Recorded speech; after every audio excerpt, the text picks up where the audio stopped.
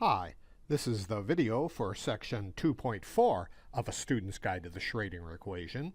This section is all about projection operators, which are very important in quantum mechanics.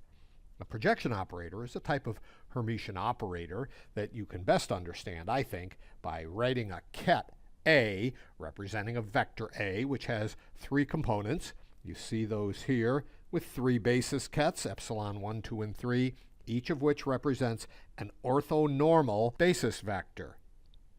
If you look back to equation 132 in chapter 1, you'll see that you can represent each of those components with the dot product of the basis vector into the vector A. Notice, however, that it's also got in the denominator the square magnitude of that basis vector. But in this case, we've said they're orthonormal. So that means that those square magnitudes of the basis vectors are all 1, and we can simply write A1 as the projection of A onto basis ket E1. Here's A2, and here's A3.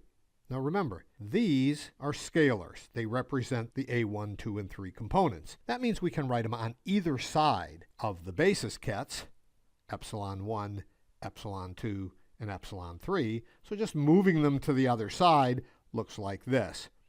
Here's the component A1, here's the component A2, here's the component A3, written after their corresponding basis kets. The reason for that is to show that even though the equation came about from this grouping, we can, instead of grouping these together, group these together, and these, and these.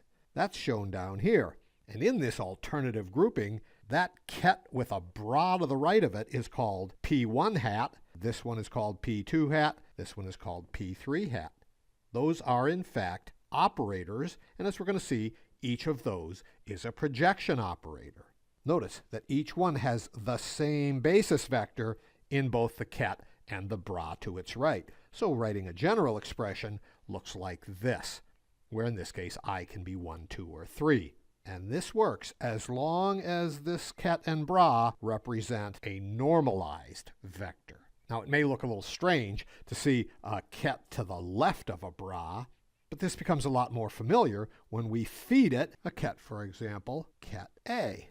When we feed that in, we get this expression. So there's our P1 projection operator.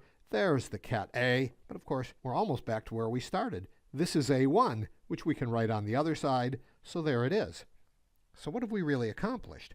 Well, what we've done is we've defined an operator that when we feed it a ket A, we get out the projection of vector A onto the direction of the first basis vector. That's component A1. But not only that, the projection operator makes it into a vector because this has a directional indicator, the first basis vector. So we haven't just formed a scalar projection, we've actually written a vector in that direction, and that's described right here. In this paragraph, I talk about the fact that in defining that projection operator, we had to use a ket representing a normalized vector, such as epsilon 1, in the operator, and I call that the projector vector.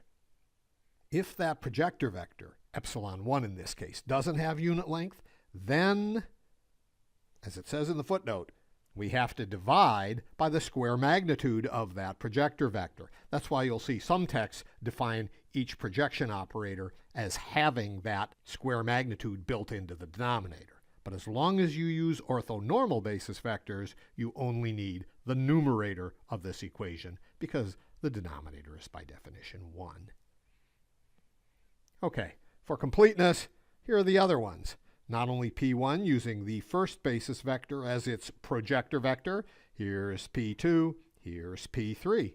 And in this case, we fed them vector A, and therefore we get out these three new vectors, each one the projection of vector A along the direction of a basis vector, and then creating a vector in that direction.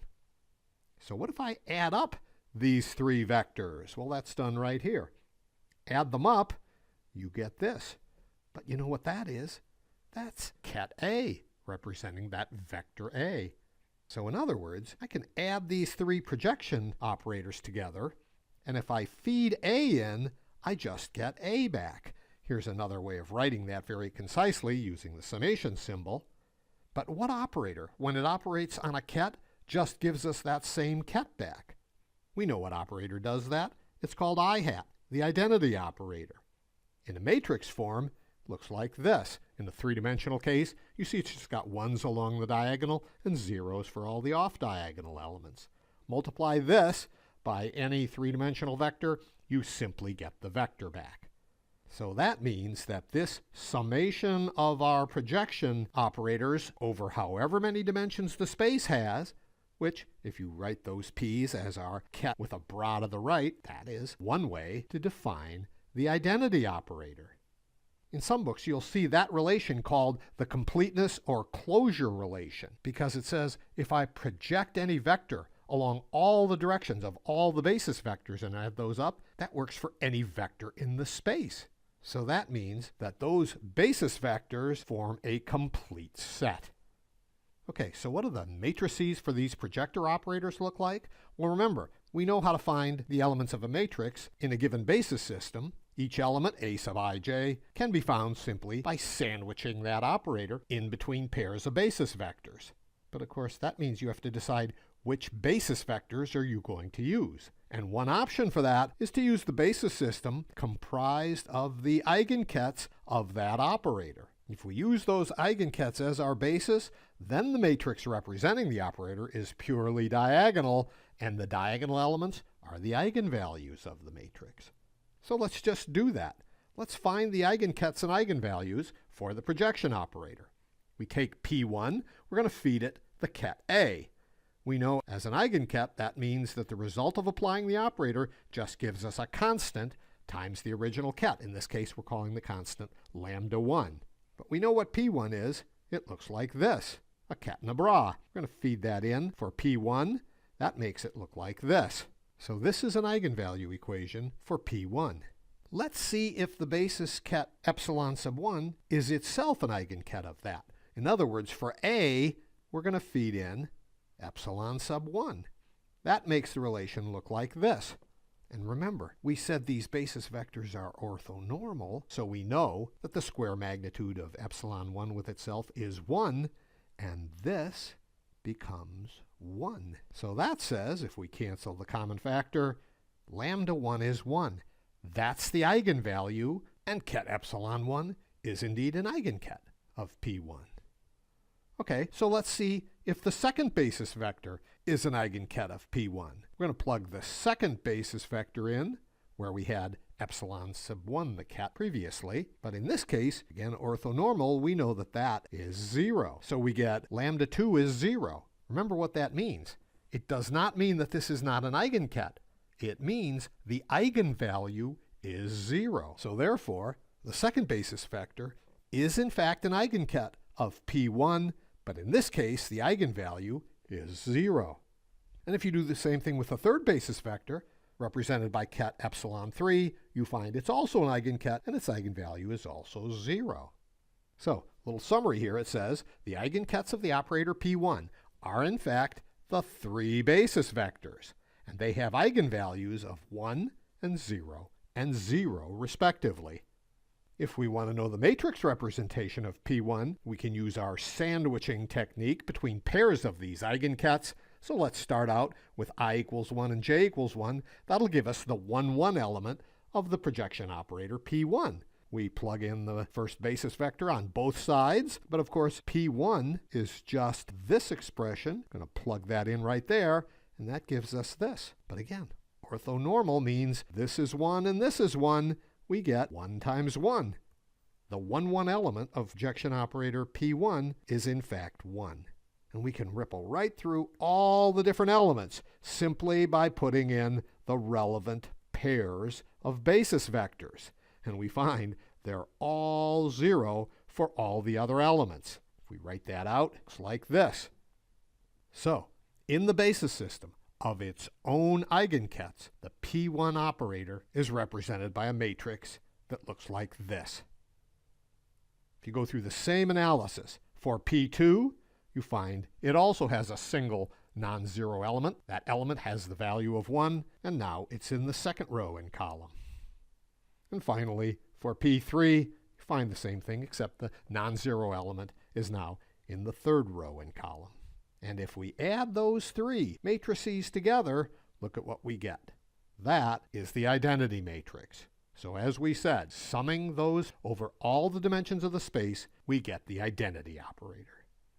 There is another way that you might find helpful when you're doing quantum mechanics, and that involves the outer product. Now, we've used the inner product a lot. We haven't gotten to the outer product yet, but it can be useful.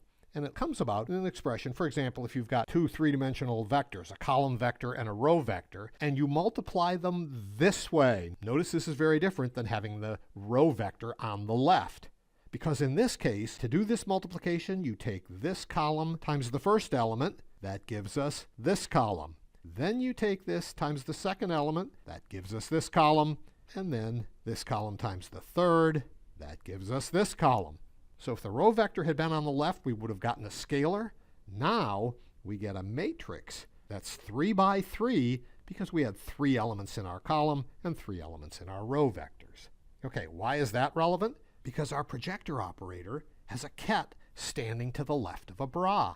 So to apply that, first we have to remember how to write each of the basis kets in its own basis system. We saw this in Chapter 1 with I hat, J hat, and K hat. Here it is with ket epsilon 1, epsilon 2, and epsilon 3. Remember, in their own basis system, for example, epsilon 1 is all epsilon 1. It has none of epsilon 2 or 3 kets in it. So that's written as a column vector like this, and here's its corresponding bra. Likewise for epsilon 2, there's the bra, and epsilon 3, there's the bra. So now, let's apply the outer product to our projection operator. It's got the ket on the left of the bra. There's the column vector representing the ket. There's the row vector representing the bra. Now we do our outer product multiply. This times this, and this, and this, and look at what we get. There's P1. Likewise, if we do the second projector operator, there's P2, and the third, there's P3. So this matrix outer product operation can be very helpful when you're finding the matrix elements of a projector operator. Main ideas of this section are that the projection operator projects one vector onto the direction of another and then forms a new vector in that direction. And if you operate on a vector with all the projection operators, that is, all the basis vectors for a given space, you reproduce the original vector. So the sum of the projection operators is the identity operator, and we call this the completeness relation. If you want to find the matrix elements of that projector operator, you can do the sandwiching the operator between the bras and kets of pairs of basis vectors, or you can use the outer product of the ket and the bra for each basis vector. What does all this have to do with quantum mechanics? Well, when you get to Chapter 4, you'll see that the projection operator can be useful in finding the probability of measurement outcomes by projecting the state of a system onto the eigenstates of the operator for that observable. All right, that's it for this section. The final section of this chapter is going to be about expectation values.